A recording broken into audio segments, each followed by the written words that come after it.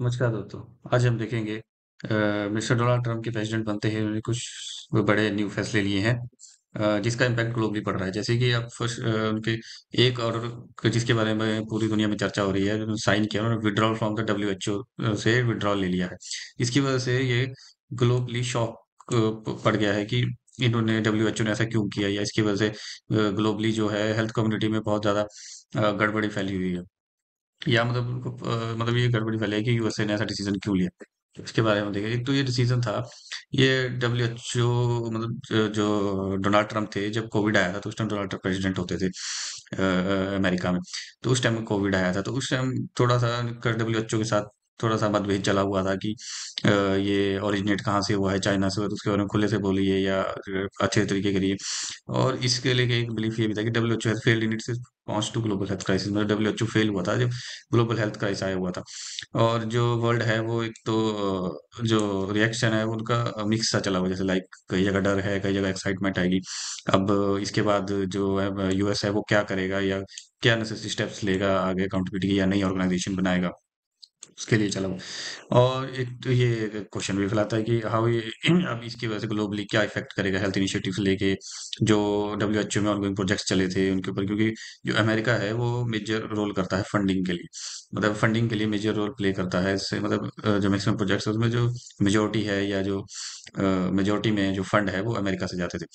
अब इससे भी कहेगा कि इसकी वजह से एक तो ये सोचने की बात ये भी है कि जो अगर अमेरिका ने विड्रॉ ले लिया यूएस से, इसकी वजह से डब्ल्यूएचओ को भी इफेक्ट करेगा, क्योंकि और ये भी देखना चाहिए कि suddenly lost a major partner. जो अमेरिका था वो बहुत बड़ा रोल प्ले करता था इसमें, फंडिंग देता था या रिसर्च में करता था। अब ये सब उसमें थोड़ा कम पड़ जाएगा। और ये भी देखा जाएगा कि जो अलग अलग कमिटमेंट्स हैं जो डब्ल्यूएचओ के साथ किए गए थे, अब वो उनके लिए भी न्यू अलायंस ग्रू करने पड़ेंगे, या वो नई एक ऑर्गेनाइजेशन बनाएंगे। चलिए वो सब हम देखें। अब ये है but what happens next, the world depth for come under the pressure, या तो वर्ल्ड है जो प्रेशर में आ जाएगा कि अब फंडिंग नहीं आएगी, अब रिसर्च नहीं होगी, अगर कोई नई वैक्सीन बनानी हो या कल को नया वायरस आ जाए तो उसके लिए। चलिए इसके बाद देखते हैं। अब चलिए इससे हम ये देखते हैं कि इंडिया को क्या इफेक्ट पड़ेगा इससे। तो मेजोरिटी है ना कि डायरेक्टली इनडायरेक्टली इंडिया को इफेक्ट पड़ेगा। पर वैसे जो एक्सपर्ट्स हैं उनका कहना है कि इंडिया को ज्यादा मेजरली इफेक्ट नहीं पड़ेगा, लेकिन हाँ थोड़ा बहुत तो इंडिया को भी इफेक्ट पड़ेगा। जैसे इकोनॉमिकली जो डब्ल्यूएचओ से था वो सिग्निफिकेंट पोर्शन फंडिंग लेता था यूएस से। अब इसकी वजह से जो फाइनेंशियल रिसोर्सेज है उसमें रिडक्शन होगी। अब डब्ल्यूएचओ में रिडक्शन होगी तो जो उनके डब्ल्यूएचओ के द्वारा जो ग्लोबल हेल्थ प्रोग्राम्स लॉन्च किए जाते हैं उसकी वजह से इंडिया में फंडिंग कम होगी, जो हेल्थ इनिशिएटिव लिए जाते हैं जो डब्ल्यूएचओ के थ्रू सपोर्ट होते हैं। अब ट्रेड एंड इन्वेस्टमेंट में भी देखा जाएगा, जो मतलब एक मेजर टर्न है जो इम्पैक्ट करेगा इंडिया के ट्रेड और इन्वेस्टमेंट कुल फ्लोज को लेकर, क्योंकि आपको पता है इंडिया जो हमारा मेजोरिटी में जो ट्रेड होता है वो हमारा उसके यूएस के साथ होता है। अब यूएस की जो पॉलिसीज बनाएंगे हमको उसके हिसाब से चलना पड़ेगा। अब हेल्थ और मेडिकल इम्पैक्ट क्या करेगा, जो डब्ल्यूएचओ था वो जो इंटरनेशनल एफर्ट्स दिए जाते थे डिजीज को प्रिवेंट करने के लिए, उनको कंट्रोल करने के लिए, उसके वजह से बहुत क्रूशियल रोल प्ले करता था। लेकिन अब यूएस के एक इतना बड़ा कदम उठाने की वजह से अब ये ग्लोबल जो ग्लोबली है वो इफेक्ट किया हुआ ग्लोबल एफर्ट मैनेज पेंडेमिक्स को लेके। अब देखते हैं कि हेल्थ क्राइसिस लेके इसको क्या रिस्पॉन्ड आएगा।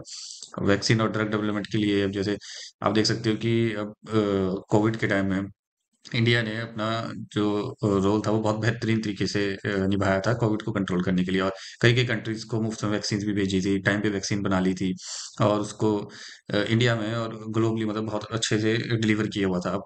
अब लेकिन अब जब फंडिंग कम आएगी तो रिसर्च और डेवलपमेंट जो वैक्सीन और ड्रग्स के लिए होता है उसमें भी थोड़ा रिडक्शन देखी जाएगी। तो मेन जो है वो फंडिंग पे है। अब चलिए देखते हैं कि न्यू मेडिकल टेक्नोलॉजी और ट्रीटमेंट्स में भी इम्पैक्ट करेगा इसका बहुत बड़ा। पॉलिटिकल स्ट्रेटजी का इम्पैक्ट देख सकते हैं।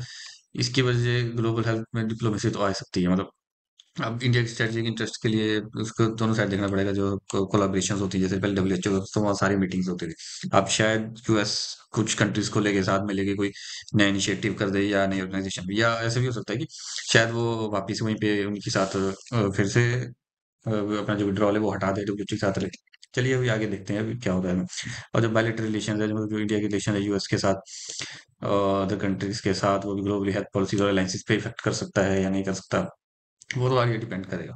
इसका सोशल कल्चरल ये है कि जो सेटिंग इनिशिएटिव है पब्लिक हेल्थ अवेयरनेस के लिए, मतलब आपको पता है कि जब से कोविड है तो उसके बाद लोगों ने अपनी हेल्थ का ध्यान देने के लिए मतलब लोग पढ़ने लगे कि हम इससे कैसे बचें, या लोगों से बाहर घुला मिलना या अपनी इम्यूनिटी को कैसे स्ट्रॉन्ग करें, तो उसके लिए लिटरेसी फैलती थी। लेकिन अब इसकी वजह से डब्ल्यूएचओ का भी जो काम करने के तरीका शायद वो कम हो या वो शायद नहीं करे, ये तो उस पर डिपेंड करता है कि उनकी फंडिंग कैसी है। अब इंटरनेशनल कोलेबोरेशंस होगी, जैसे डब्ल्यूएचओ का रोल उसमें कम होगा, जैसे यूएस किसी भी मतलब अपॉर्चुनिटीज कम मिलेगी इंडिया को थ्रू डब्ल्यूएचओ, जो डब्ल्यूएचओ की फंडिंग आती थी या प्रोग्राम्स इंडिया में होते थे, या हेल्थ प्रोफेशनल थे वो एंगेज करते थे इंटरनेशनल रिसर्च के लिए, ट्रेनिंग प्रोग्राम के लिए, जो हमारे यहाँ से उनके पास जाते थे डब्ल्यूएचओ के पास।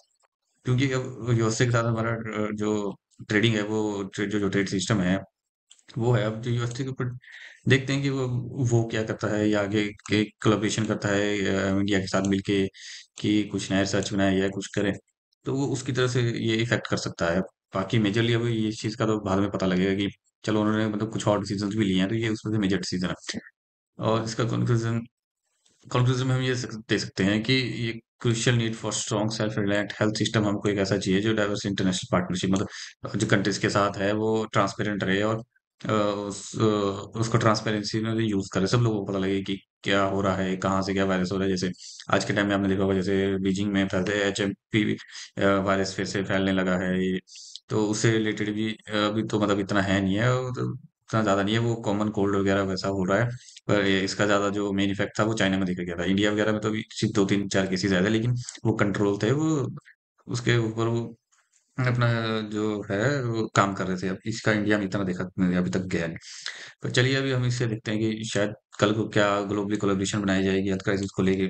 ये अब डब्ल्यूएचओ से तो अमेरिका ने, क्योंकि डोनाल्ड ट्रम्प ने तो आते ही बोल्डली ये डिसीजन ले लिया कि हम विड्रॉल करते हैं उससे। चलिए अब इन फ्यूचर अब हमें ये करना चाहिए, मतलब इन फ्यूचर शायद इनको एक ग्लोबली सिस्टम बहुत अच्छा सा बनाना चाहिए। और अब एक जो हेल्थ है उस मतलब हेल्थ मींस नो नॉन, जो हेल्थ है नोज फॉर नो बॉर्डर्स, और अब स्ट्रेंथ लाइज इन यूनिटी, सबको मिलके आना चाहिए और ऑर्गेनाइजेशन बनाइए, और हमेशा ट्रांसपेरेंसी रखिए, किसी कंट्री को ज्यादा फेवरेबिलिटी नहीं मिलनी चाहिए इसमें। तो चलिए दोस्तों, आशा करते हैं कि आपको सब समझ आएगा। आई होप ये वीडियो आपको पसंद आई होगी। थैंक यू फॉर वॉचिंग, मिलते हैं अगली वीडियो में नए टॉपिक के साथ।